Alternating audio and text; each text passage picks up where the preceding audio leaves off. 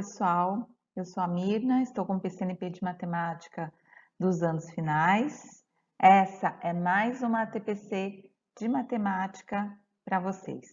Espero que vocês estejam bem, espero que vocês estejam conseguindo realizar um bom trabalho nas escolas e eu espero de coração que esses vídeos que nós montamos aqui para vocês possam auxiliar no trabalho de vocês aí na escola.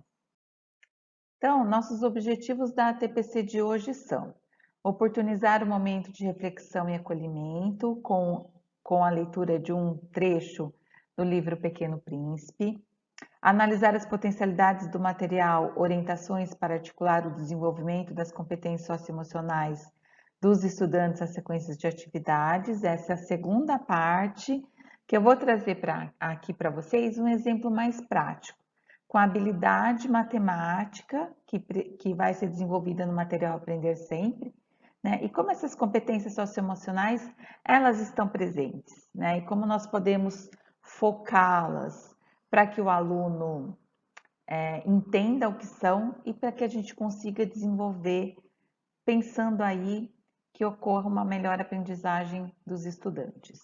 E mostrar as possibilidades da plataforma Kahoot no engajamento das aprendizagens, né? Eu sei que muitos de vocês já devem usar o Kahoot, mas para quem não conhece, é algo a mais aí no repertório para vocês saberem dessas plataformas de aprendizagens que nós temos, né? Como um momento de, às vezes, até de descontração ali na sala de aula, mas também como algo potencializador quanto às aprendizagens, né? Principalmente quanto à matemática, que eu sei que nós temos um desafio aí no ensino, na aprendizagem da matemática, no aumento dos índices referentes às aprendizagens dela, e são todos esses elementos, né? Acho que todo o nosso conhecimento, nosso repertório, nossas experiências, é isso que faz com que as nossas aulas fiquem cada vez melhor, que os estudantes comecem a olhar a matemática de uma outra maneira, de um outro viés, e que ele sinta que ele é capaz de aprender. Acho que isso é muito importante. O aluno sentir essa capacidade que ele tem. E as habilidades socioemocionais, elas também contribuem para isso. Então, eu vou ler aqui o trecho do livro Pequeno Príncipe, uma pequena parte, mas aí eu vou deixar um gostinho para vocês continuarem essa leitura para perceber algumas coisas que não foram esclarecidas aqui nesse trecho. E foi então que a raposa apareceu. Bom dia, disse a raposa.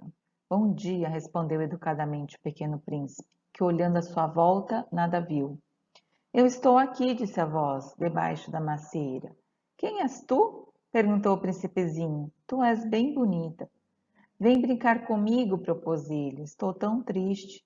Eu não posso brincar contigo, disse a raposa. Não me cativaram ainda. Ah, desculpe, disse o príncipezinho. Mas após refletir, acrescentou. Que quer dizer cativar? Tu não és daqui, disse a raposa. Que procuras? Procuro os homens, disse o pequeno príncipe. Que quer dizer cativar? Os homens, disse a raposa, têm fuzis e caçam. É assustador. Criam galinhas também. É a única coisa que fazem de interessante. Tu procuras galinhas?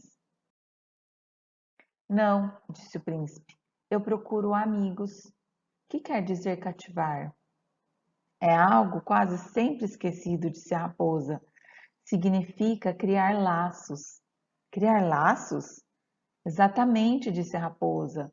Tu não és ainda para mim senão um garoto inteiramente igual a 100.000 outros garotos.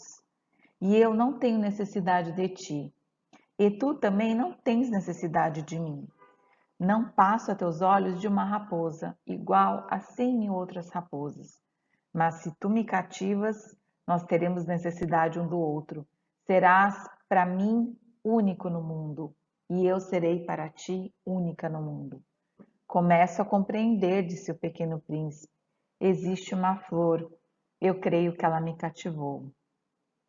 É muito interessante E eu gosto muito dessa parte do livro, né? Porque essa questão das relações, né? E a raposa ela fala, mas você não me cativou ainda, né? E para você, para mim, você é igual a tantos outros meninos que tem. E como que a gente faz, né, para cativar? Ela fala criar laços, né? Mas o que que é esse criar laços? Como que a gente cativa o outro? Como nós cativamos os nossos alunos? Como eu posso cativar vocês? Eu acho que fica alguma coisa aí para a gente pensar, mas uma coisa gostosa também quando a gente pensa das relações, que isso é algo mais presente nas escolas, são as relações que nós estabelecemos. E aí, se vocês quiserem ver mais sobre esse livro, né, peguem esse livro aí na escola de vocês e vejam o que é esse cativar, como a Raposa mencionou aqui. Então, na TPC passada, que foi do dia 19/8, eu trouxe sobre, baseado no material do Aprender Sempre, né, daquele que articula as competências socioemocionais, com as atividades do Aprender Sempre. Como que a gente desenvolve uma habilidade socioemocional, uma competência, né, de acordo com o material. As competências socioemocionais elas ganharam um grande espaço, né, para ser discutida, para ser falada. Os momentos formativos do CMSP também tratam desse assunto. Mas como que a gente pode desenvolver uma competência socioemocional na prática? Como que a gente faz isso? Por onde que a gente pode começar? Então aqui eu vou discutir um pouco isso de acordo com o material, mas no final eu vou trazer também uma sugestão de como que a gente pode fazer esse desenvolvimento dessa competência socioemocional, tá? Então, esses 3 pontos que o material aponta, como a sensibilização, o acompanhamento e a avaliação em processo. A sensibilização é aquele momento que nós pensamos em qual habilidade para ser desenvolvida com os estudantes, alguma coisa que nós percebemos que está acontecendo com os nossos estudantes, que nós percebemos que está acontecendo com os estudantes que estão remotamente. Então, esse é o primeiro ponto, a sensibilização. O acompanhamento foi aquilo que eu tratei na TPC passada, né? Que fala daquele momento da sala de aula, da presença nossa e das mediações que nós podemos fazer. E a avaliação em processo, que vai ser discutida mais no volume 4, mas é um olhar que a gente tem sobre como estamos desenvolvendo isso, como estamos conseguindo alcançar esse objetivo, desse desenvolvimento dessa habilidade socioemocional que nós escolhemos. Então, esses três pontos, né, eles se articulam entre si e eles são importantes para a gente entender esse processo para o desenvolvimento da competência socioemocional. Então, como articular o acompanhamento, né, que foi falado já, a pedagogia da presença, que é o momento que a gente é o nosso olhar ali no momento da sala de aula, é a nossa presença, né? A gente fala presença, mas a gente fala, mas é tão óbvio estar presente na sala de aula. Às vezes a gente está presente na sala de aula em corpo físico, mas a nossa cabeça está em outro lugar, né? E essa presença, ela pode ser, ela pode ser feita de vários aspectos, né? A escutativa, quando nós prestamos atenção no que os nossos estudantes falam, quanto às aprendizagens e quanto ao que eles sentem. E também sobre os desafios que eles veem na matemática, quanto à aprendizagem dela. E também tantos outros aspectos que nós podemos perceber, principalmente nesse momento que nós estamos, que tem muita coisa, tem vários sentimentos aflorados, né? Tem muitas situações tristes que os nossos estudantes estão passando ou que a família está passando. Nós também temos que lidar com aquilo que nós sentimos, com os desafios dessa situação toda e como que nós fazemos para entender tudo isso e para acolher de alguma forma os nossos estudantes e a nós mesmos, né? E algo interessante também que foi dito foi sobre as metodologias ativas, né? Metodologias ativas também ganhou um espaço no cenário educacional para ser tratado. Ela está presente em muitas discussões, né? Principalmente aquelas ligadas às potencialidades quanto à aprendizagem dos estudantes nelas, mas também é uma forma de nós desenvolvermos as competências socioemocionais. Elas também propiciam, tá? Porque a partir do momento que meus estudantes estão engajados ali, né, na própria aprendizagem e no momento colaborativo entre eles, né, que algo da metodologia ativa é muito focada no trabalho colaborativo, então são nessas relações, né, a gente cria um espaço de aprendizagem ali para os estudantes, que eles, em colaboração uns com os outros, vão desenvolvendo as habilidades cognitivas e as sociais, as emocionais que estão tão presentes quando nos relacionamos uns com os outros. E são nesses momentos que nós podemos fazer as mediações apropriadas, né? Nós podemos fazer perguntas importantes, né? As perguntas é algo que me motiva muito, de certa forma, porque quando nós lançamos uma pergunta, da maneira que nós propomos uma pergunta aos estudantes, eles vão dizer coisas que nós não imaginamos. E nós também podemos, com elas, mudar a forma com que eles veem a situação, né? Ou com que eles reflitam sobre determinado ponto. Então, são esses três pontos aqui que nós temos, que é o acompanhamento, a pedagogia da presença e as metodologias ativas de acordo com o material. Como exemplos aqui para vocês, eu trouxe aqui do caderno do Aprender Sempre, as orientações socioemocionais do volume 2.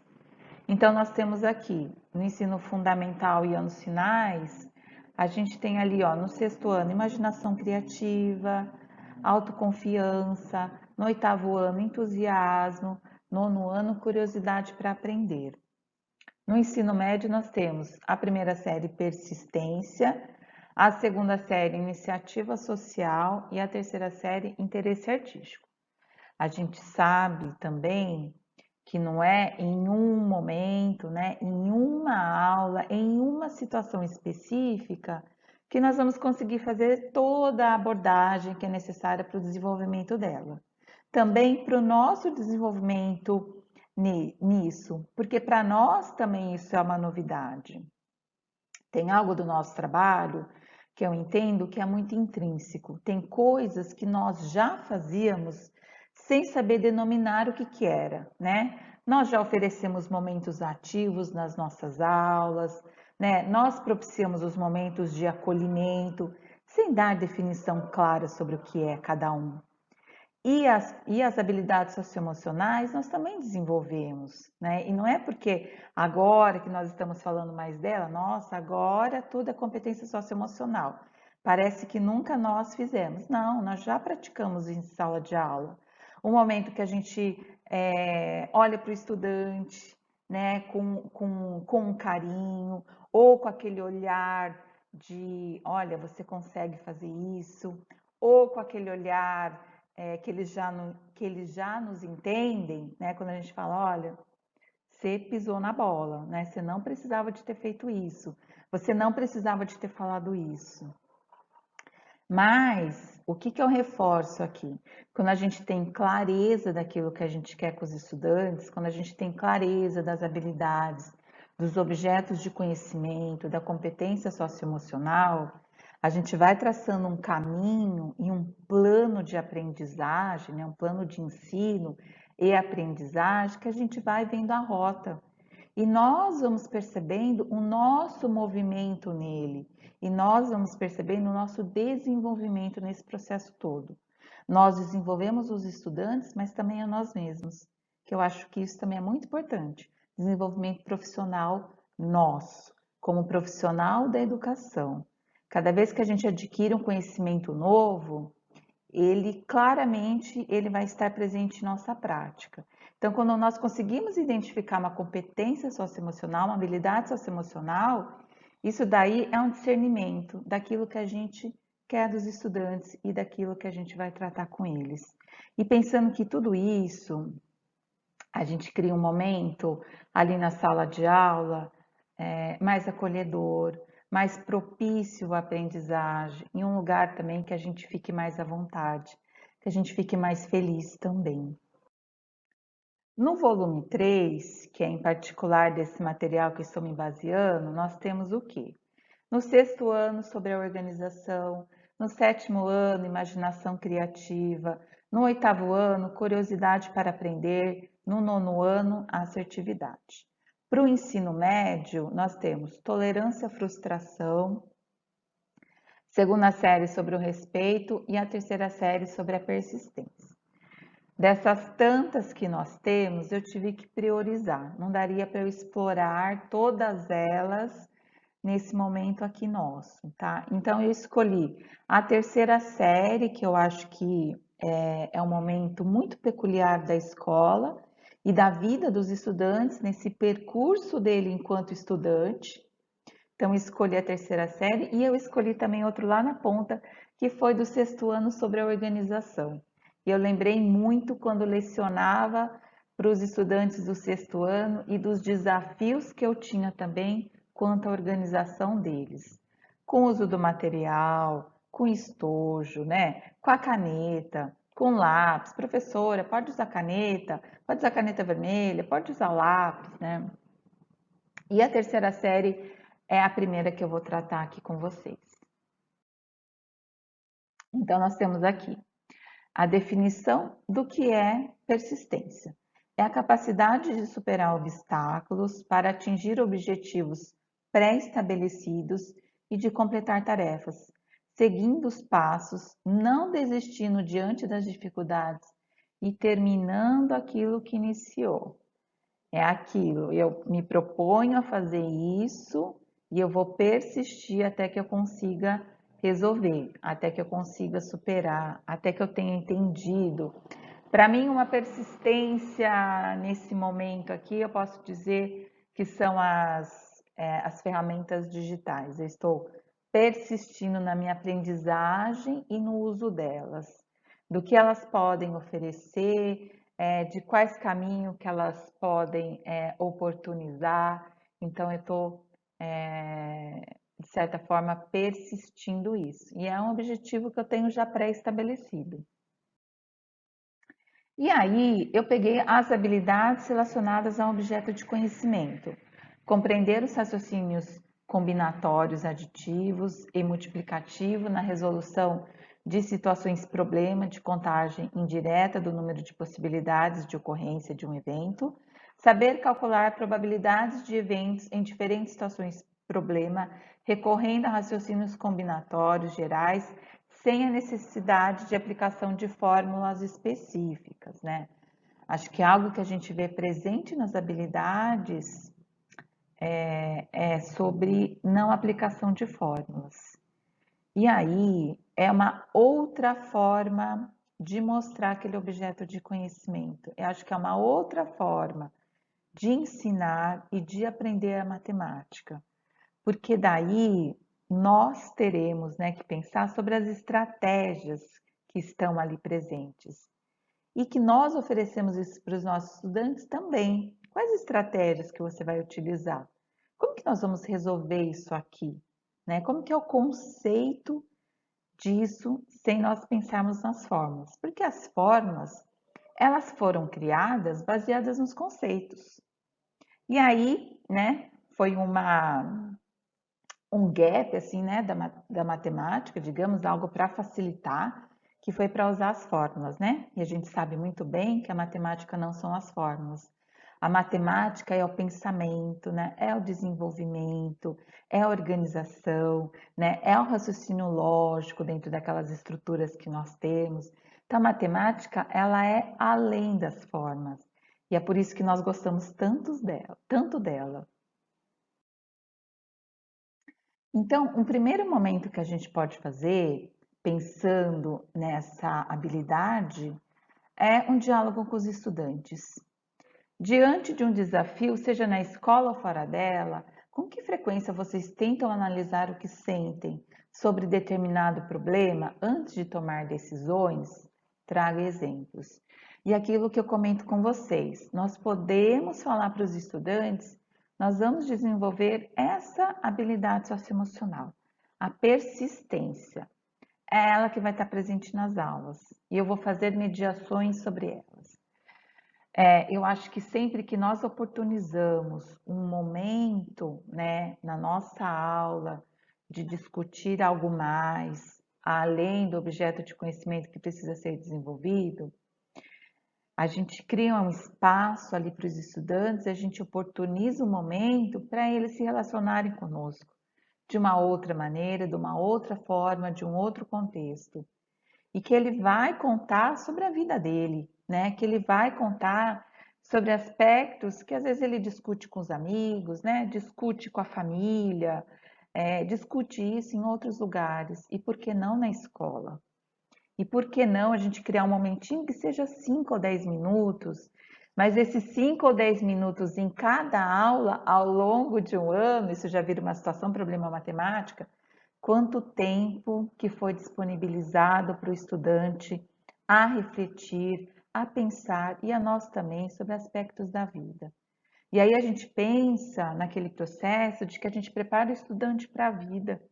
É além dos objetos de conhecimento, eles são importantes, né, para dar sentido na vida, para o estudante poder argumentar, para ele poder conversar, para ele poder ter uma discussão com mais apropriação sobre os conhecimentos dele. Mas esses outros pontos também são importantes. E aí, no acompanhamento, o que nós temos?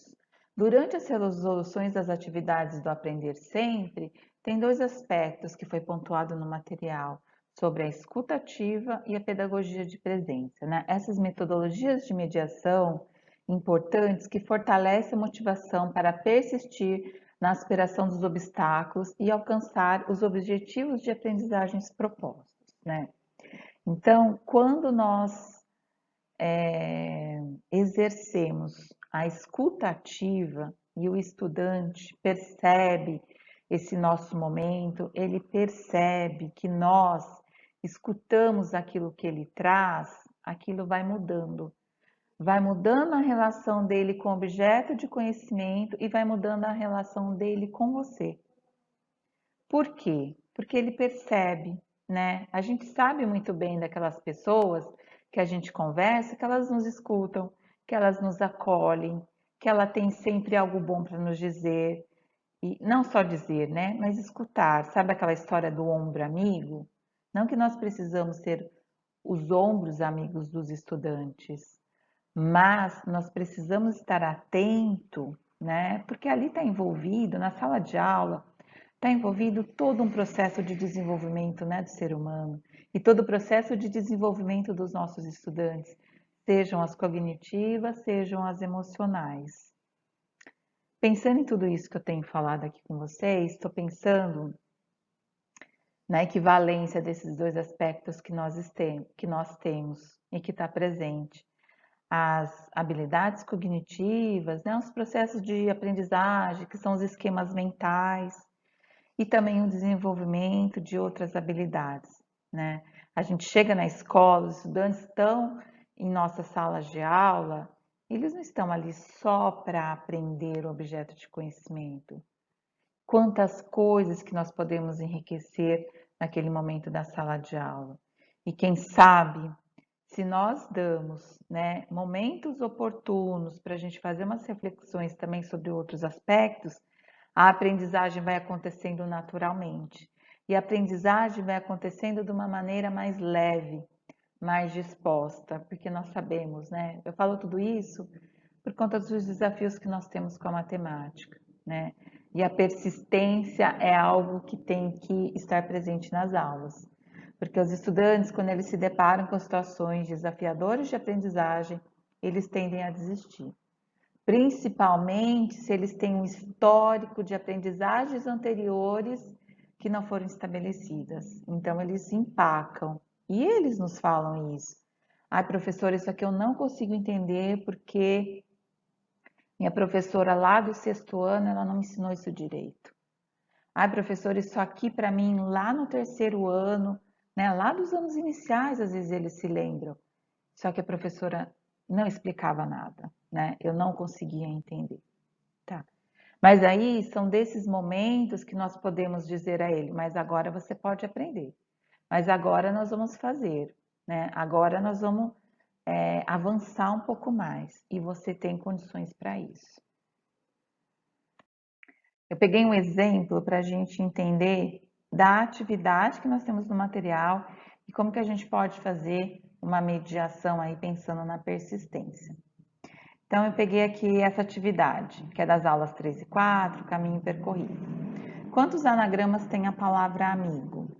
Eu lembro quando eu desenvolvia isso em sala de aula, eu montava os quadradinhos na lousa e eu fazia toda uma estrutura aí para mostrar para os estudantes para a gente não usar a fórmula. Eu falava, quantas possibilidades que a gente pode ter nessa primeira posição?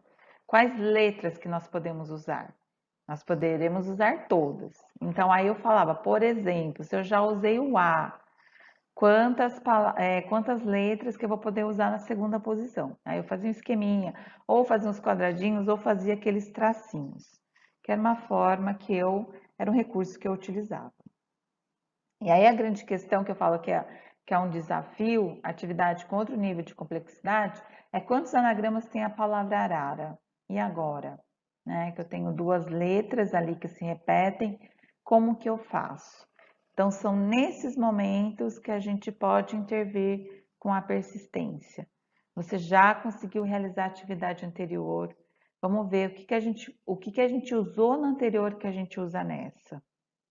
E aí a gente também tem que compreender dessa complexidade que vai ganhando as atividades matemáticas, o que requer dos estudantes, o que ele precisa saber para ele conseguir resolver essa atividade específica. Às vezes a gente comenta algo muito maior sobre as habilidades, né? A gente fala assim, para eu desenvolver essa habilidade, o aluno precisa ter passado por essas outras. E aí a gente pode esmiuçar mais isso pensando nas atividades. Então, para eu resolver essa atividade, o que ele precisa compreender? E quais as ações que vai ter nela? Então, primeiro, quantos anagramas tem a palavra arara? Então, anagramas, né? Tem a ver com as letras. Na atividade anterior, a gente fez um anagrama, mas as letras não se repetiam. Então, aqui eu tenho uma situação diferente, que o estudante vai ter que perceber que quando tem letras que se repetem, o que pode ser feito. Então, nesses momentos que nós podemos persistir com ele e salientar, reforçar com ele que ele tem condições para acompanhar e para desenvolver. Porque é muito comum em sala de aula, quando chega algo novo, eles falam assim, professor, agora que eu aprendi, você mudou. Ou eles comentam assim, eu vi que estava fácil demais. E aí são nesses momentos que a gente pode falar, tá vendo? Eu sabendo da competência de vocês, do que vocês podem avançar, por isso que a gente avança com a aprendizagem. E para eles perceberem como é esse movimento da matemática, de como que ela começa às vezes, como ela começa de algo simples e ela vai se complexando. Mas esse é o processo do nosso aprender. A gente começa com coisas simples, com coisas possíveis ali, e a gente vai aumentando o nível de dificuldade, né? A gente vai aumentando o nível dos desafios que vai ter ali e das habilidades que serão exigidas naquela atividade. A avaliação em processo, nesse desenvolvimento da competência socioemocional, ele nos ajuda a perceber se aquilo que nós estamos propondo com os estudantes está funcionando, se essas perguntas estão nos ajudando com o desenvolvimento. Então, ela auxilia nesse todo processo desse desenvolvimento. E aí, temos aqui algumas perguntas para nos ajudar nesse percurso. Quais situações da escola e fora dela vocês consideram difíceis de persistir? Traga exemplos. Achei interessante quando a gente abre, né, esse momento para os estudantes verificarem algo fora da escola, que eles persistiram e conseguiram. E mais do que isso, de levá-los à reflexão. Quais foram as decisões que eles tomaram para fazer com que eles conseguissem atingir o determinado objetivo. E aí, a gente pode fazer um link com a escola. Então, aquilo que você usou lá fora, o que dá para usar aqui na escola? O que dá para você utilizar dessa aprendizagem que você teve naquele momento aqui? Com alguns desafios de aprendizagem, com algumas persistências que nós temos que ter na aquisição de novos conhecimentos, na aquisição de novas aprendizagens. Quem são as pessoas nas quais vocês se espelham quando pensam em desistir de algo? Olha que interessante isso. E eu acho que nós também temos isso. Nós nos espelhamos em algumas pessoas quando nós pensamos em desistir. E aí vem aquelas lembranças. Ah, tal pessoa me deu aquele conselho. Quando se eu tivesse nesse momento, era para eu, justamente nesse momento, para eu não desistir, para eu levantar e dar a volta por cima. E como você autoavalia a sua persistência neste componente em situações na escola e fora dela? Acho que é interessante para o aluno ter um olhar para ele e perceber quanto que é a sua persistência naquilo. E aí acho que muitos jovens, né, podem até nos dizer que eles não se interessam pela matemática, que eles não gostam. E aí vale nós mostrar um pouquinho da importância de por que se aprende matemática, como que ela está presente nas situações da vida e nas situações reais, né, além da escola. Tudo isso são movimentos, né, e são momentos que nós oferecemos para os estudantes para que eles avancem, para que eles tenham um significado maior de todo o processo deles e que nós também os auxiliemos, né, para além das competências cognitivas. No material, nós sempre percebemos esse reflexão sobre nossa prática. No desenvolvimento dessas competências socioemocionais, o que nós podemos refletir sobre elas? E como isso tudo, todo esse movimento, todo esse engajamento nosso, como que isso vai modificando a nossa prática e nosso olhar sobre o nosso trabalho, com os estudantes, na relação com os outros professores, na relação nossa com a escola. Então, vou comentar dessas 4 perguntas que nós temos aqui. Ao se depararem com a necessidade de desenvolver habilidades mais complexas, os estudantes persistiram no desenvolvimento e resolução das atividades propostas ou tiveram dificuldades em superar os obstáculos? Sabe aquele momento da nossa aula que tem uma resolução mais complexa, o estudante para e ele fala: ah, professora, eu nem vou me dar o trabalho. Ah, professora, isso aqui não é para mim. Ah, professora, eu não consigo entender, eu só vou copiar. Acho que são nesses momentos que a gente pode fazer um incentivo, a gente pode colocar uma pergunta que permita que ele persista, a gente pode fazer um apontamento. E também são nesses momentos que, de alguma forma, eles nos estão chamando a atenção para falar de algo que eles estão sentindo e que eles não sabem como avançar, né? Eu olho para aquilo e falo assim, eu não vou resolver. E aí, de alguma forma, está pedindo uma ajuda para nós. E cabe a nós ter esse olhar e chegar até o estudante e reforçar. Ah, mas eu sempre faço isso. Nosso papel, às vezes, é justamente esse, de fazer alguns movimentos que parecem ser repetitivos, mas para o estudante isso faz muita diferença. E como você pode apoiá-los a não desistir, a concluírem uma tarefa que foi iniciada, mas parece complicada para ser finalizada? Acho que a gente pode ter ali uma palavra de incentivo, vai, você consegue, aí ele vai falar, eu não consigo. Mas tudo que vale ali em sala de aula são as nossas ações, são as nossas disposições quanto naqueles momentos. É o nosso olhar, é a nossa intenção clara de aprendizagem, de desenvolvimento dos estudantes que eles percebem. Quais estudantes precisam de seu acompanhamento mais próximo? Essa pergunta, ela está em todos os itens lá, do 6º ano, do 7º ano, do 8º ano, do 9º ano. Como que essa pergunta é importante? Para a gente identificar daqueles estudantes que necessitam mais da nossa atenção, que necessitam que nós, às vezes, pegamos nas mãos deles e mostramos o caminho. Às vezes ele necessita disso. E aí eu penso que uma ação nossa em sala de aula, ela acaba sendo exemplo para os outros. E os outros entendem, né? Acho que os jovens, não só os jovens, né? Mas a gente fala particularmente deles, eles aprendem muito com os nossos exemplos, todas as nossas ações.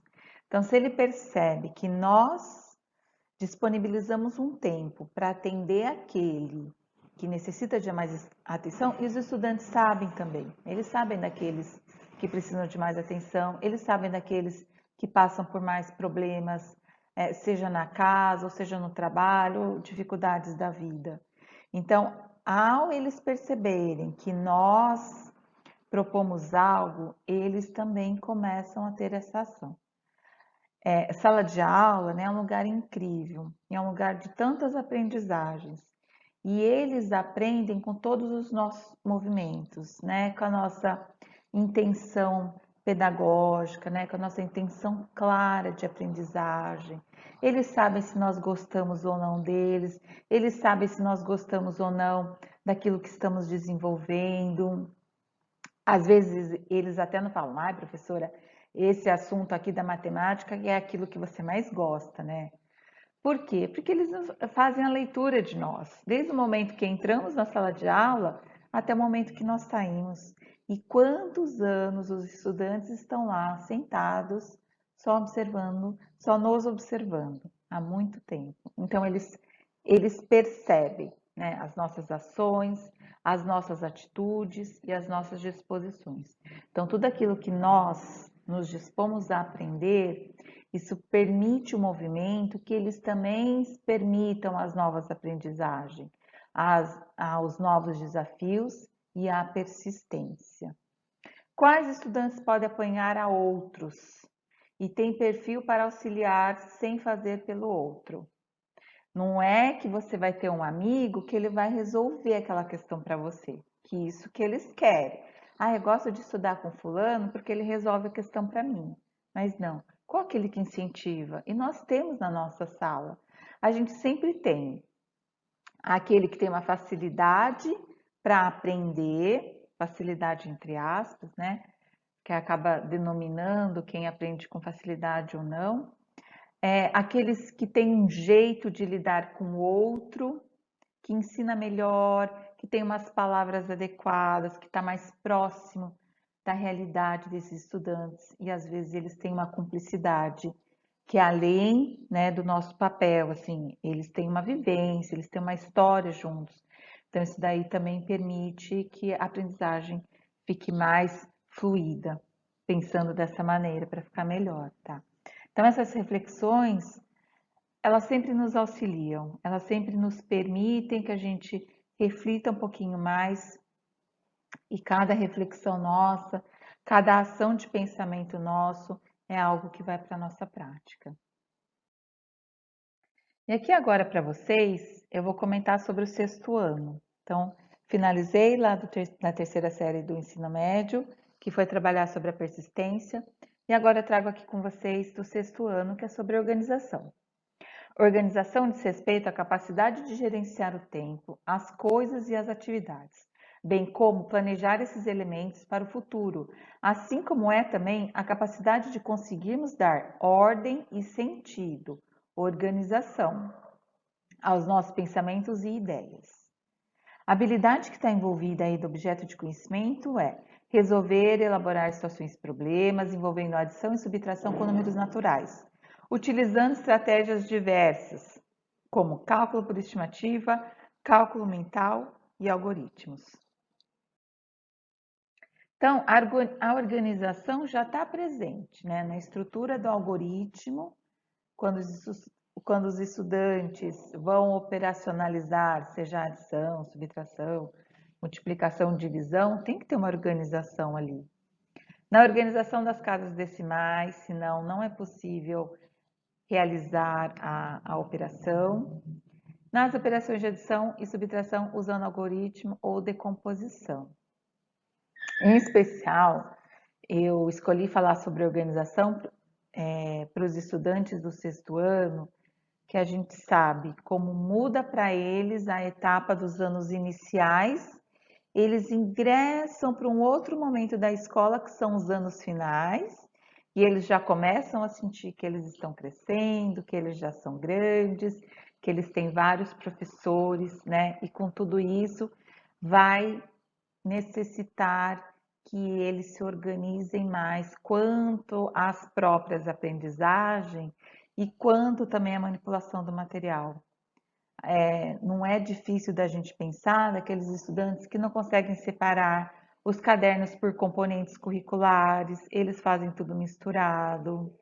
Como eles têm dificuldade ali de manusear o material ali que coloca na mesa, isso daí também faz parte do processo de organização dele e que nós podemos auxiliar nesse desenvolvimento. E a matemática, ela vai exigir essa organização. Até a organização das ideias, a organização dos registros de como é feito a resolução de uma situação, problema, de como que ele vai colocando ali no caderno, e a nossa também.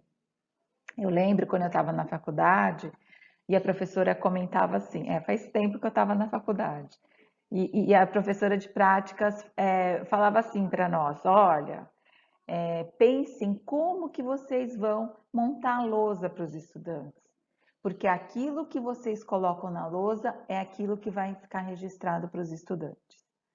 Seja a lousa, seja um roteiro, né? A gente agora está no momento das atividades remotas, seja um roteiro de como a gente organiza esse roteiro. Então, a organização tem que estar em nós, para que eles percebam isso e para que eles percebam a necessidade de se organizarem para a aprendizagem e não só para ela, para a vida num todo.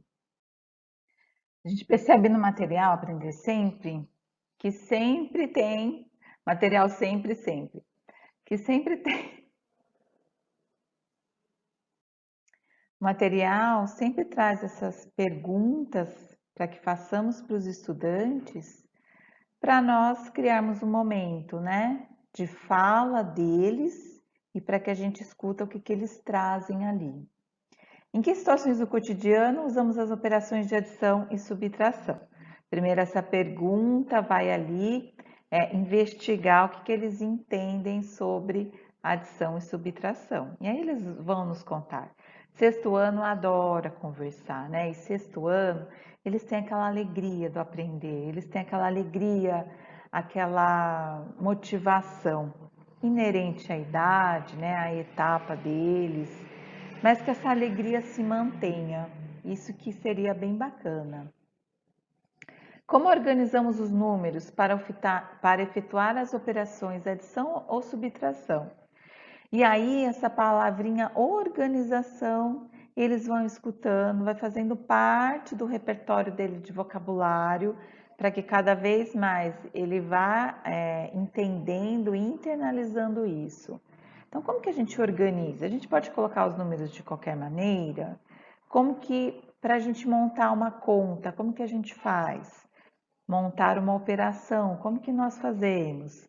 Que aí a gente está falando, né, dos algoritmos que nós usamos. E aí também eles vão falar várias coisas. É bacana esse momento, né? Porque às vezes aquele que se sente mais tímido ou não se sente à vontade, a gente começa a criar um movimento para que ele possa participar mais das aulas, para que a gente se aproxime um pouquinho mais, pensando naqueles alunos que são mais retraídos, né, mais tímidos. Em quais situações você usa a organização? Olha que bacana isso. E quais ferramentas podemos utilizar para nos auxiliar quanto à organização? Nós falamos sobre quais situações que a gente usa, e aí eles vão descrever várias, e aí a gente também pode falar da nossa aula, de como a gente monta, de como que era antes deles chegarem no sexto ano, como que era a aula de vocês lá em tal escola. E aí eles contam um pouquinho, né, de todo esse processo de organização que eles já foram submetidos. Mas são desses momentos que a gente cria a oportunidade deles refletirem e avaliarem sobre o próprio processo, né, quanto a isso. E quais ferramentas podemos utilizar? O que a gente usa que nos ajuda a organizar?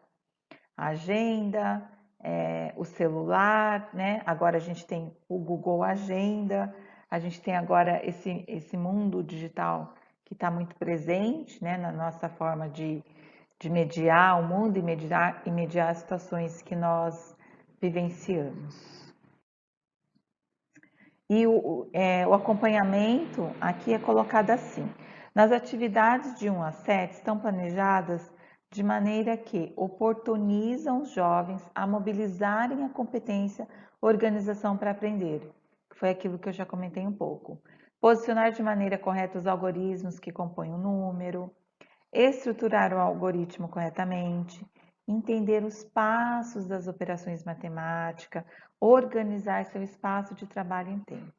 Esse passos das operações matemáticas é algo que eu nas minhas aulas, quando eu montava uma expressão numérica ou quando estava desenvolvendo algo ali da álgebra, eu sempre mostrava para eles, olha, o que eu fiz nessa linha? O que aconteceu agora aqui? Para eles entenderem esse sequenciamento que a matemática precisa. Por isso que eu comentei lá, quando eu comecei a falar sobre organização, do quanto que a organização está presente no processo de ensino e aprendizagem da matemática. Não só ela, né? De toda a organização de aprendizagem aí, de todos os componentes curriculares, se a gente for ampliar aqui o nosso assunto e ampliar a nossa conversa. E o espaço? O uso do caderno, o uso dos materiais, dos cadernos, seja o São Paulo Faz Escola, seja o Aprender Sempre.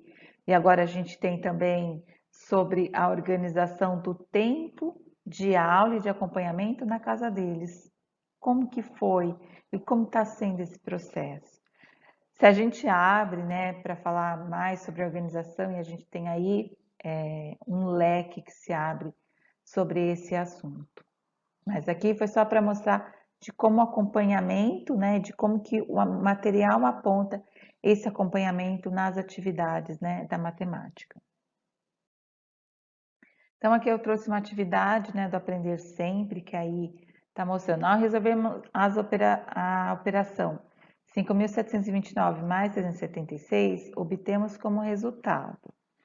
Então, eles vão ter que escolher, mas para eles conseguirem um resultado, eles vão ter que organizar ali o espaço, eles vão ter que efetuar a operação, como a gente, né, está acostumado desse processo. Mas aí é aquele momento, né, que a gente lança um olhar para algo que parece corriqueiro, né, do nosso trabalho, mas que ali tem uma competência socioemocional que pode ser gatilhada ali naquele momento e a gente pode falar enquanto eles estão resolvendo. E a avaliação em processo pode ser realizada uma conversa com os estudantes sobre o que foi aprendido e as maiores dificuldades. Isso daí tem a ver também com a questão da organização do pensamento, né? E a organização do alto processo de aprendizagem, que os alunos começam a perceber o que para eles, o que eles têm mais facilidade ou o que eles têm menos. Mas mais do que isso, daquele que eles sentem que tem menos facilidade, o que a gente pode fazer a respeito disso? Né? Para a gente criar ali um mindset de crescimento, um mindset de aprendizagem. Então, eu tenho essa dificuldade, então o que a gente pode fazer? Você precisa de um amigo, você precisa de ter um caderno, você precisa que eu ali na lousa coloque, que eu refaça algumas atividades anteriores. Então, a gente vai oferecendo isso para o estudante para que ele perceba, né, tudo isso. O material Aprender Sempre, aquele no caderno do aluno, no caderno do professor, às vezes os fechamentos das aulas sempre oportunizam esse momento, que é falado para os estudantes quais foram as maiores dificuldades durante o desenvolvimento daquele sequenciamento, ou que eles apontem aquelas questões que foram mais fáceis, questões até que eles mais gostaram, para a gente ter esses momentos da aula muito bem destacados para eles. O início da aula, o desenvolvimento e o fechamento. E essa avaliação em processo também, como eu já falei para vocês, é aquele momento da gente sempre estar percebendo esse caminho enquanto nós estamos desenvolvendo. Reflexão sobre nossa prática. De que maneira tenho vivenciado a organização das nas minhas aulas, a organização começa com a gente. A forma como organizo as minhas aulas apoia o estudante a mobilizar a organização a respeito dos objetos de aprendizagem e a se corresponsabilizar pelos combinados e pela organização dos tempos e espaços. Eu acho que como todo movimento que a gente estabelece em sala de aula, desde o nosso início da aula, o meio, o fim, tudo isso mostra para os estudantes sobre a nossa organização. A organização, né, começa com a gente. Essa estrutura da aula bem organizada, né, a lousa organizadas, os roteiros que vão para os estudantes que só estão acompanhando as aulas de forma remota também precisam estar organizadas, né? E como que a gente cria espaços, né, pensando para o estudante para que ele se corresponsabilize com isso. Olha como que isso é importante. Na verdade, essas duas perguntas daria para a gente discutir uma ATPC inteira sobre esse foco de organização e sobre toda essa estrutura que a gente tem das aulas, né? Do começo, do meio, né? Que é o grande recheio da aula e como a gente finaliza isso. E quais estudantes precisam de acompanhamento mais próximo para o desenvolvimento das habilidades matemáticas e da competência socioemocional em foco? Quais aqueles que precisam de um olhar, né, nosso, daqueles que precisam de um momento a mais da nossa atenção? É importante a gente dispor de alguns momentos das nossas aulas, pensando também nesses estudantes que é daquilo que eu falei, os nossos exemplos, né, ele vai repercutir nos outros estudantes. E os outros estudantes, eles sabem daqueles alunos que têm uma necessidade maior de atenção, que têm problemas em casa, né? Então, eles nos vendo tudo isso, eles aprendem também conosco e da maneira como acolhemos os nossos estudantes, né? E tudo isso eu penso que é para a gente desenvolver um bom momento na sala de aula, para que a aprendizagem seja mais leve e mais gratificante para nós. De tudo isso que eu comentei com vocês sobre o desenvolvimento da persistência e da organização, eu vou encerrar essa parte falando um pouco sobre os registros. Como é importante os registros das nossas ações. Primeiro registro que nós realizamos, né, que é algo que exige, né, da nossa profissão, é o plano de aula. E nesse plano de aula está especificado a habilidade essencial, em particular, né, desse ano, a habilidade do currículo que será desenvolvida, as atividades propostas e as mediações. Essas mediações podem ser perguntas, podem ser jogos, podem ser momentos que vocês criam ali, né, acerca do planejamento da sua aula. E acrescento algo aqui, que é a habilidade socioemocional, que pode ser desenvolvida aí num bimestre, num semestre, ou talvez um ano inteiro, dependendo aí da necessidade dos estudantes e daquilo que vocês identificaram que é importante. Então, eu montei esse quadro aqui para auxiliar vocês em como que nós transformamos isso que é uma teoria numa prática possível. Então, eu coloquei nesse quadro, a habilidade socioemocional é a persistência, mas vocês podem colocar outras, dependendo do ano ou da série que vocês estão lecionando esse ano. Então, eu coloquei o período por semana, para cada semana vocês desenvolverem algo diferente.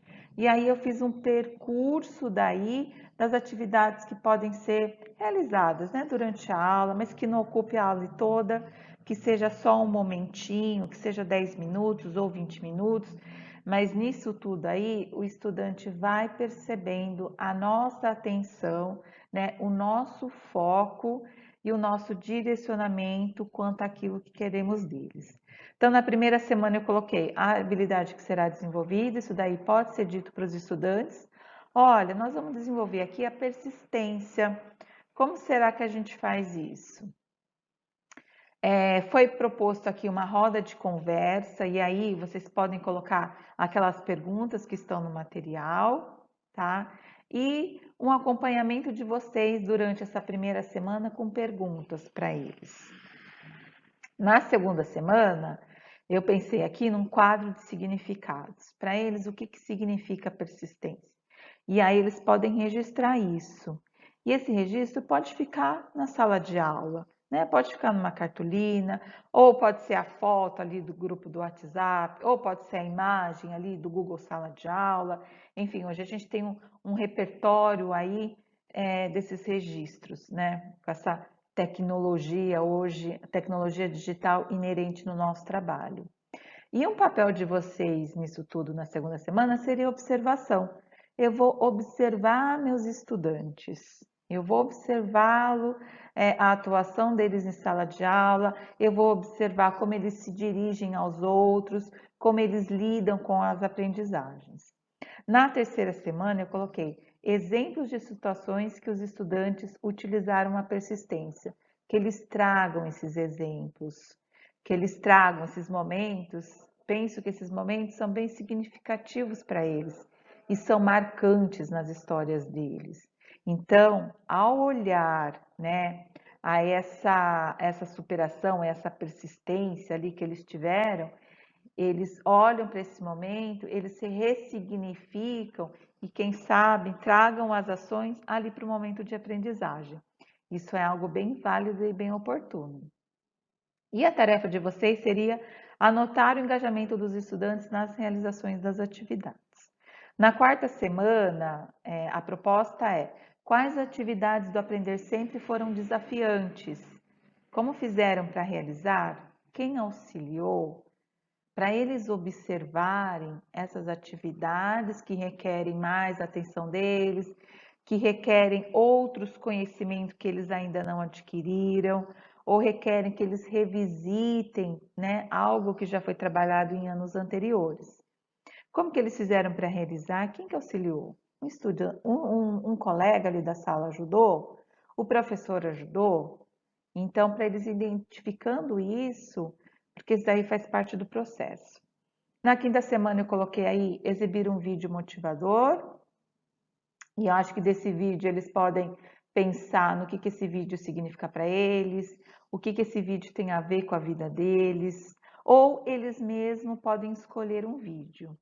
Acho que de todo esse movimento aqui que eu proponho para vocês, de repente, isso aqui, porque isso aqui é uma sugestão, mas penso que nós, professores, né, nós temos uma coisa de criar, né? Nós criamos as situações de aprendizagem e, de repente, pode ser proposto para os estudantes elencarem as ações que podem ser desenvolvidas nas semanas, pensando aí no desenvolvimento da persistência. E na sexta semana, o que aprenderam sobre a persistência, e aí eu acho que também vale uma reflexão para vocês, e um relatório de vocês sobre o desenvolvimento. Gente, eu falo aqui do registro, registro é muito importante na nossa profissão, tá? Por quê? Isso daqui fica como um documento, isso daí é um relato de experiência de vocês.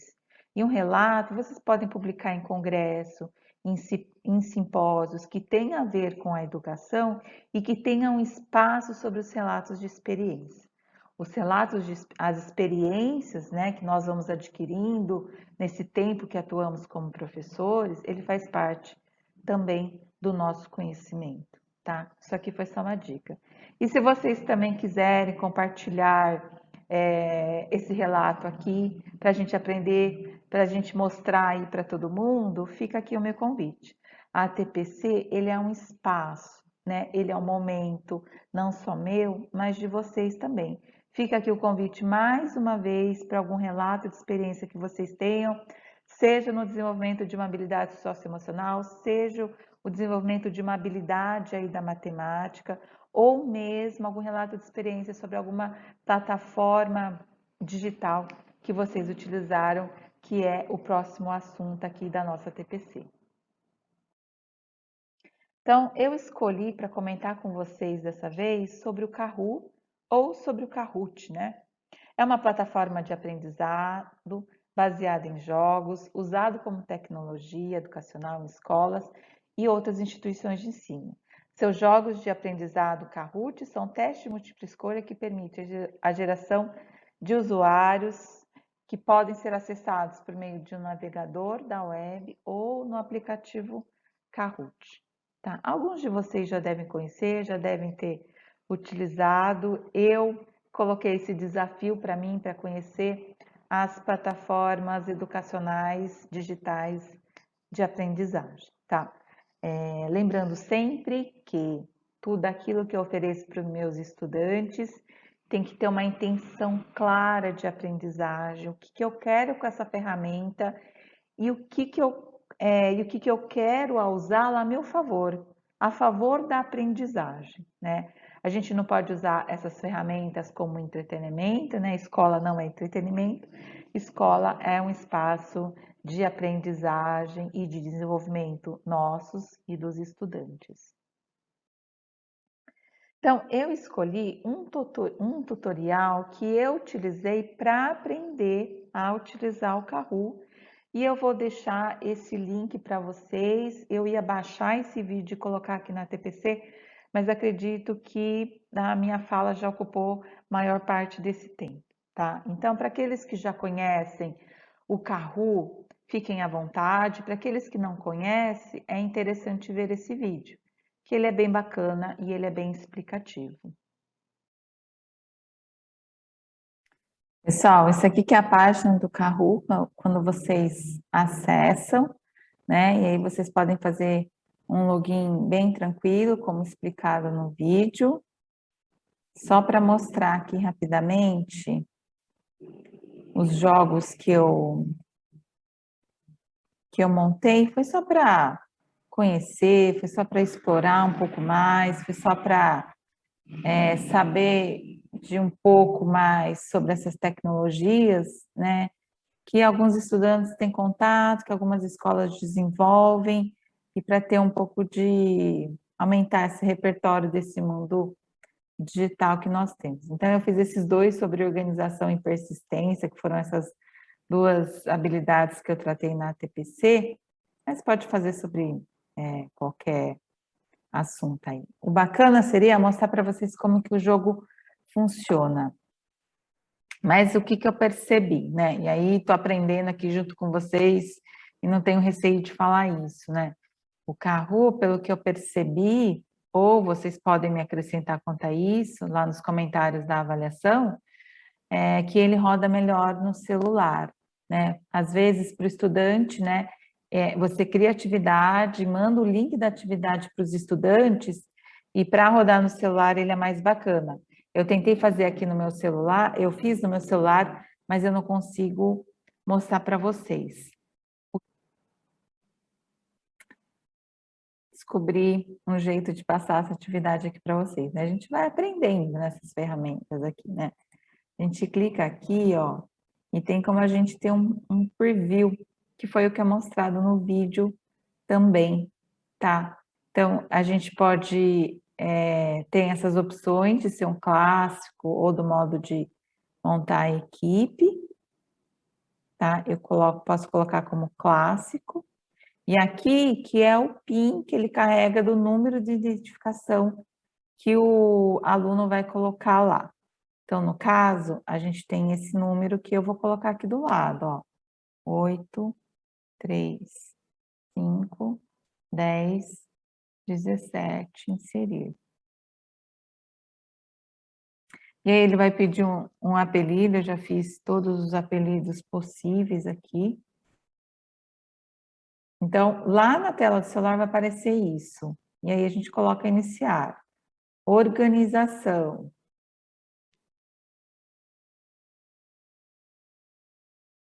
Competência e organização diz respeito a... E aí o aluno vai escolher de acordo com o desenho. Mas também é possível que ele veja a questão que está lá, né? Que no aplicativo tem a opção que é feita a leitura, né, em voz alta dessa opção, e aí ele escolhe. Vamos avançar. E aí ele dá a pontuação. Como desenvolvemos essa competência? Realizando as tarefas sem planejamento, identificando e priorizando pensamentos, fazendo tudo ao mesmo tempo, não podemos aprender. Então, a resposta correta é identificando e priorizando pensamentos. Aí coloca aqui avançar, ele contabiliza, e a gente coloca avançar. Verdadeiro ou falso? Não é possível desenvolver essa competência? É falso. Todas as competências socioemocionais, nós temos condições de desenvolvê-las e aprendê-las também. Avançar. Essa habilidade pode ser desenvolvida desde que tenha um profissional da área de saúde, só com professores da área de ciências humanas, um grupo seleto de pessoas ou em todos os componentes curriculares. Pessoal, eu que montei essas questões aqui, era só para entender como que o carro funciona e tal, e só para mostrar um pouquinho para vocês. E aí ele dá um ranking, né, de pontuação dos estudantes que realizaram atividade, ou mesmo de vocês, se fossem realizar aqui comigo, tá? Então, essa foi minha dica dessa plataforma digital aí, para auxiliar no trabalho de vocês, né, para engajarem os estudantes no aprendizado da matemática. Se vocês tiverem mais sugestões aí de plataforma, pode colocá-la nas considerações na avaliação. Pessoal, então estamos ao final da nossa TPC de hoje. Obrigada por vocês acompanharem a TPC que nós elaboramos. Espero que o conteúdo que nós proporcionamos aqui possa auxiliar na prática de vocês, né? E aí pensando, consequentemente, no avanço das aprendizagens da matemática. Eu fiz toda essa gravação aqui diretamente da diretoria de ensino, então tem momentos que tem ruídos externos, né? Tem ruídos de carro passando, né? Mas faz parte desse momento que nós estamos, tá? Espero que vocês possam desenvolver uma competência socioemocional com os estudantes de vocês, e aí gostaria muito que vocês contassem sobre como foi essa prática, e espero que vocês, né, se sintam confortáveis em compartilhar uma experiência de vocês aí na escola, tá? Estou à disposição, se vocês quiserem conversar comigo sobre algo que estão desenvolvendo aí na escola, sobre alguma ajuda de pensar em possíveis caminhos, e pensando aí que para frente, né, nós teremos a realização do IDEB, do SARESP. Então, estou aqui à disposição de vocês, tá? Um grande abraço a todos vocês, que vocês fiquem bem e cuidem-se.